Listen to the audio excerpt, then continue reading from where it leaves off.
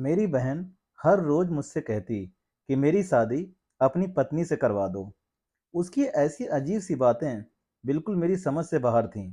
भला एक लड़की होकर दूसरी लड़की से शादी करने का कैसे कह सकती है, और वो भी अपनी भाभी के लिए। एक रोज मैं जब काम से लौटा तो मैंने देखा कि मेरी बहन तो अपने दोस्तों, मेरा नाम राजू है। मैं अपनी माँ और बहन के साथ एक छोटे से घर में रहता था। मेरे पिताजी की मृत्यु हम लोगों के बचपन में ही हो गई थी। दरअसल उन्हें टीबी की बीमारी थी, जिसकी वजह से उनकी मौत हो गई। उसके बाद से मेरी माँ ने ही हम दोनों का पालन पोषण किया और हमें पढ़ाया लिखाया। वह दूसरों के घरों में झाड़ू पोछा करके हमारे घर का खर्चा उठाती थी, और हम लोगों की पढ़ाई का भी। इसी तरह समय बीतता गया और हम जवान हो गए। मेरी बहन ने अपनी पढ़ाई पूरी कर ली और नौकरी की तैयारी करने लगी। मैं अभी अपनी नौकरी की परीक्षा देकर ही हटा था। मैं अब चाहता था कि मैं कुछ बनकर अपनी माँ के कंधों का बोझ हल्का कर दूं। वैसे तो मैंने नौकरी के काफ़ी पेपर दिए थे, लेकिन आज तक किसी में भी मेरी नौकरी नहीं लगी थी। यह आखिरी बार मैंने प्रयास किया था। उसके बाद मैंने फैसला ले लिया था कि इस बार अगर मेरी नौकरी नहीं लगी तो मैं कोई प्राइवेट कंपनी में काम कर लूँगा। लेकिन अब मैं मेरी माँ के ऊपर बोझ नहीं बन सकता था। वैसे भी मेरी माँ दूसरों के घरों में झाड़ू पोछा करके हमारे घर पर 2 टाइम का खाना बनाती है। ऊपर से मेरी पढ़ाई लिखाई का भी खर्चा हो जाता है। वह अकेले नहीं संभाल पाती। वह बोलकर तो हमें कुछ नहीं कहती, लेकिन मैं जानता था कि वह किस हाल से गुजर रही थी। इसीलिए मैंने फैसला किया कि अब मैं ही कोई काम करके अपनी माँ को इन सब से राहत दिला दूंगा और उन्हें ऐश भरी जिंदगी दूंगा। खैर, यह सब सोचकर मैंने अपनी नौकरी का पेपर दिया और अपनी रिजल्ट आने का इंतजार करने लगा। शायद मेरी अच्छी नीयत का भगवान को भी पता लग गया था और उन्होंने मेरी सुन भी ली थी। एक दिन जब हम लोग खाना खा रहे थे, तो मेरे फ़ोन पर मेरे दोस्त का कॉल आया और वो कहने लगा कि मेरी नौकरी में सिलेक्शन हो गया है। अब तो हमारे घर में खुशियों की लहर दौड़ पड़ी। आखिर मेरी मेहनत रंग ले आई थी। मेरी माँ ने मुझे गले से लगाया और मेरा माथा चूमा और कहने लगी कि तेरी मेहनत रंग लाई बेटा, तूने मेरा नाम रोशन कर दिया, और अपने पिता का भी। तभी मेरी माँ मेरी बहन से कहने लगी कि अब तो तेरी बारी है। अब धीरे धीरे तू भी पढ़ाई में अपना ध्यान दे और अच्छे से एक नौकरी हासिल कर ले। खैर, अब मैं अपनी नौकरी पर जाने लगा और अच्छी खासी सैलरी होने की वजह से मैंने अपना घर भी अच्छा बना लिया और अपनी माँ को भी ऐश की ज़िंदगी देने लगा। अब अपनी बहन की पढ़ाई का खर्चा और पूरे घर का खर्चा मैं ही उठाता था। मुझे इन सब में कोई दिक्कत नहीं होती थी, बल्कि मुझे तो खुशी मिलती थी कि मेरी माँ ने मुझे इस काबिल बना दिया कि आज मैं उनको ऐश भरी ज़िंदगी दे सकता हूँ। मेरी माँ मुझे कमाता देख काफ़ी खुश होती और हर रोज़ मुझसे कह देती कि जिस तरह मैंने मेहनत करके तुझे पढ़ाया लिखाया, उसी तरह तुम भी अपनी बहन को पढ़ा लिखा और एक अच्छा आदमी बन जा। मेरी माँ के संस्कार मुझ में फूट फूट कर भरे थे। इसी वजह से तो मैं आज एक काबिल इंसान बना हुआ था। दोस्तों, आप मेरी कहानी सुन रहे हैं। अगर आपको मेरी कहानी पसंद आ रही हो तो प्लीज़ अभी चैनल को सब्सक्राइब करके मेरा प्रोत्साहन बढ़ाएं, ताकि मैं और ऐसी स्टोरी बना सकूं आगे। खैर, ऐसे ही हम लोगों के हंसी खुशी दिन निकल रहे थे, लेकिन हमें क्या पता था कि एक दिन ऐसा भूचाल आएगा जो हमारी हंसती खेलती जिंदगी को बिखेर देगा। किसी बीमारी के चलते मेरी माँ का देहांत हो गया। अब तो मैं और मेरी बहन दो ही इस घर में एक दूसरे का सहारा बचे थे। अब मैं मेरी बहन को हर तरह की खुशी देना चाहता था, क्योंकि उसके ऊपर से तो माँ और पिता दोनों का साया उठ गया था। उसका तो माँ और पिताजी जो भी था, वह मैं ही था। अब मैं अपनी बहन को खूब अच्छे से पढ़ाने लगा और उसकी हर एक डिमांड को पूरा किया करता था, ताकि उसे माँ की कभी कमी महसूस ना हो। मैं उसकी आंखों में एक आंसू भी बर्दाश्त नहीं कर सकता था। खैर, धीरे धीरे हम लोग भी उस गम को भूल गए और अपनी अपनी जिंदगी में डूब गए। खैर, माँ बाप को कौन भूल सकता है, लेकिन होनी को कौन टाल सकता था। ऐसे ही दिन निकलते गए। एक रोज मेरी मासी का लड़का हमारे घर पर आया। और कहने लगा कि क्यों ना अब तुम दोनों को शादी कर लेनी चाहिए। तुम्हारी बहन रीमा भी अब पढ़ाई कर रही है, तो कोई ऐसा घर देख लो जो उसको आगे की पढ़ाई करवाए। और तू तो अब नौकरी को हासिल कर ही चुका है, तो अब तुझे शादी कर लेनी चाहिए। तुम दोनों घर में अकेले रहते हो ऐसे ही मायूसी से। जब तुम लोगों की शादी हो जाएगी तो तुम लोगों को एक नई जिंदगी मिल जाएगी और तुम्हारी भी जिंदगी में खुशियों के रंग भर जाएंगे। तभी मुझे उसकी बात में दम लगा, लेकिन मैं अपनी बहन की जब तक वह नौकरी नहीं लग जाती तब तक शादी नहीं कर सकता था। इसलिए मैंने रीना की शादी करने से तो मना कर दिया। मैंने उससे कहा कि मैं पहले रीना को कामयाब होता देखना चाहता हूँ, उसके बाद ही उसी एक अच्छे से लड़के से शादी करूँगा। लेकिन हाँ, अगर मेरे लिए कोई लायक लड़की है तो तू बात कर सकता है। तभी उसने कहा कि मेरे पापा के एक दोस्त की बेटी है, काफ़ी संस्कारी लड़की है, क्यों ना उसके साथ तेरी शादी की बात चालू कर दी जाए। तभी मैंने कहा कि ठीक है, जैसा तुझे और मौसा जी को ठीक लगे। खैर ऐसे ही उसके पिता के दोस्त की लड़की के साथ मेरे रिश्ते की बात शुरू हो गई और रिश्ता पक्का भी हो गया। अब लड़की वालों को शादी करने की जल्दबाजी थी। वह लोग चाहते थे कि जल्द से जल्द शादी हो जाए। मुझे भी किसी भी तरह की कोई आपत्ति नहीं थी। इसीलिए हम लोगों ने भी शादी की तैयारियां शुरू कर दी और उन लोगों ने भी कर दी। धीरे धीरे शादी का दिन नजदीक आने लगा और ऐसे ही करते मेरी शादी का दिन आ गया। उस दिन मेरे अंदर से रोम रोम रो रहा था। मैं अपने माँ और पिताजी को बहुत ज्यादा याद कर रहा था कि आज अगर वह होते तो ना जाने कितने खुश होते। लेकिन अब खैर, मैं कर भी क्या सकता था। मेरे दुखों को मैं अंदर ही दबा कर रखा, क्योंकि अगर मुझे मायूस मेरी बहन देख लेती तो मेरी बहन खुद को संभाल नहीं पाती। इसलिए उसकी खुशी के लिए मैंने अपने गम को अंदर ही दबा लिया और ऐसे ही मैं अपनी दुल्हनिया को ब्याह कर घर पर ले आया। अब हम लोग हंसी खुशी जिंदगी बिताने लगे। अब मेरी पत्नी सुमन और रीना के अंदर भी काफ़ी अच्छी दोस्ती हो गई थी। मेरी बीवी का नाम सुमन था। सुमन रीना का बहुत ख्याल रखती थी, क्योंकि मैंने उसे पहली रात ही कह दिया था कि जिस तरह मैंने अपनी बहन का ख्याल रखा है, तुम भी उसका उसी तरह ख्याल रखना। उसे किसी भी चीज़ की दिक्कत नहीं होनी चाहिए। उसे माँ पापा की कमी कभी महसूस नहीं होनी चाहिए। तभी सुमन ने मुझसे वादा किया कि वो उसकी माँ बनकर दिखाएगी और वह अपने वादे पर खरी उतर रही थी। वह रीना का हर तरह से ख्याल रखती थी। वह उसको ननद कम और अपनी सहेली ज़्यादा मानती थी। खैर उन दोनों की अच्छी दोस्ती को देखकर मैं भी बहुत खुश होता था और अपने काम को मन लगाकर करता था। खैर ऐसे ही दिन निकलते गए। एक रोज़ जब हम लोग खाना खाकर अपने अपने कमरे में गए तो सुमन अपने मायके बात करने लग गई। तभी मैंने सोचा कि क्यों ना मैं रीना के कमरे में चला जाता हूँ और उसकी पढ़ाई लिखाई के बारे में भी पूछ लेता हूँ। तभी मैं रीना के कमरे में गया और उसके साथ बातें करने लगा और उसकी पढ़ाई लिखाई के बारे में भी पूछने लगा। तभी रीना ने मुझसे एक ऐसी बात बोल दी जिसे सुनकर तो मेरी आंखें फटी की फटी रह गईं। मेरे पैरों तले से जमीन निकल गई। मैं पसीने से पूरी तरह से लथपथ हो चुका था। आखिर रीना ऐसी बात कैसे बोल सकती है। दरअसल रीना ने मुझसे कहा कि भैया, तुम अपनी पत्नी से मेरी शादी करवा दो। भला एक लड़की होकर एक लड़की के लिए ऐसा कैसे बोल सकती है, और वह भी अपनी भाभी के लिए। मैंने रीना की तरफ गुस्से भरी निगाहों से देखते हुए कहा कि तुम पागल हो गई हो क्या? ऐसी कैसी बहकी बहकी बातें कर रही हो? तुम्हारी तबीयत तो ठीक है ना? तभी रीना कहने लगी कि मेरी तबीयत बिल्कुल ठीक है। अगर तुम मुझे अपनी बहन मानते हो या कभी मुझसे प्यार किया है तो मेरी शादी भाभी से करवा दो, वरना मैं अपनी जान दे दूंगी। रीना की ऐसी बातें सुनकर मैं बिल्कुल भौचक्का सा रह गया। मुझे उठे उठे नहीं जा रहा था, लेकिन मैंने जैसे तैसे खुद को संभाला और रीना को बिना कुछ कहे सीधा कमरे से बाहर आ गया और अपने कमरे में आकर बैठ गया। तब तक सुमन भी अपने मायके में बात कर चुकी थी। उसने मुझसे पूछा कि क्या हुआ, आज आप जब रीना के कमरे से आए हैं तब से बिल्कुल मायूस चेहरे के साथ बैठे हैं। क्या कोई बात हुई है? रीना तो ठीक है ना?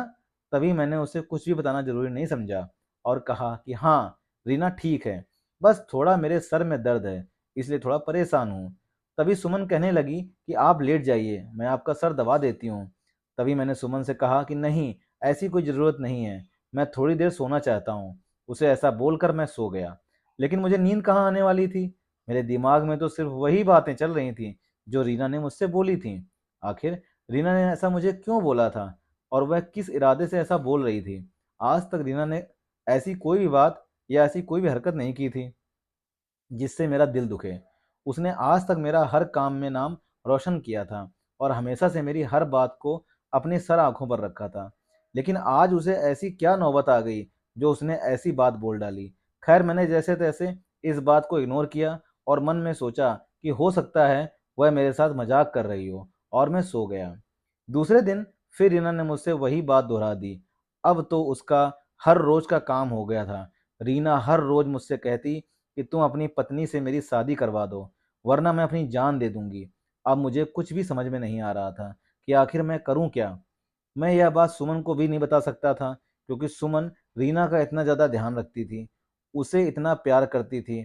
अगर सुमन को रीना की ऐसी हरकत के बारे में पता चलता तो कहीं उसका प्यार दुख में ना बदल जाए। मैं नहीं चाहता था कि सुमन रीना से नफरत करे या किसी भी तरह से उससे दूरी बनाए, क्योंकि रीना के लिए सुमन से बड़ा सहारा कोई हो ही नहीं सकता था। इसलिए मैंने सुमन को यह बात नहीं बताई, और उसके अलावा तो मेरी ज़िंदगी में कौन था जिसके साथ मैं ये सब बातें शेयर कर सकूं। बस एक रीना ही थी। रीना तो खुद ही मुझे इस तकलीफ में डाल रही थी। अब मैं इस गम को अपने अंदर ही लिए रोजाना काम पर जाने लगा। मेरा मन किसी भी काम में नहीं लगता था। बस हर समय मेरे दिमाग में यही बात दौड़ रही थी कि आखिर रीना इन सब बातों को क्यों कर रही है, आखिर वह चाहती क्या है। फिर मैंने सोचा, हो सकता है रीना के दिमाग में कुछ ऐसा चल रहा है जिसकी वजह से वह खुद परेशान हो। इसीलिए मैं एक दिन जल्दी छुट्टी लेकर घर पर आ गया और रीना को जबरदस्ती डॉक्टर के पास ले गया और उसका इलाज करवाया। लेकिन डॉक्टरों और रिपोर्ट के मुताबिक तो रीना की तबीयत बिल्कुल ठीक थी। उसे किसी भी प्रकार की कोई दिक्कत नहीं थी। अब तो मुझे समझ में नहीं आ रहा था कि रीना को क्या दिक्कत हो गई है। पहले मुझे लगता था कि शायद किसी परेशानी की वजह से वह ये सब बातें कर रही होगी, लेकिन आज तो रिपोर्ट्स में सब पता चल गया कि उसके दिमाग की हालत और सब कुछ एकदम बिल्कुल ठीक है, चकाचक है। अब तो मैं पूरी तरह से परेशान रहने लगा। मुझे समझ में नहीं आ रहा था कि आखिर मैं करूं तो क्या करूं, जो रीना इन सब बातों का पीछा छोड़ दे और मुझे सच्चाई बता दे।